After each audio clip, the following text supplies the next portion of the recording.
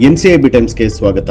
ಮಲೆನಾಡು ಭಾಗದಲ್ಲಿ ಧಾರಾಕಾರ ಮಳೆ ಮುಂದುವರೆದಿದೆ. ಧಾರಾಕಾರವಾಗಿ ಸುರಿತಾ ಇರುವಂತಹ ಮಳೆಯಿಂದಾಗಿ ಕೊಪ್ಪ ಕಲ್ಲುಗುಡ್ಡೆ ಸಂಪರ್ಕ ಬಂದ್ ಆಗಿದೆ.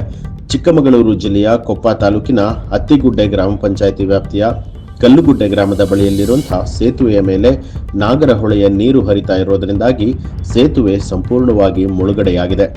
ಇದರಿಂದಾಗಿ ರಸ್ತೆ ಸಂಚಾರ ಸ್ಥಗಿತಗೊಂಡಿದೆ.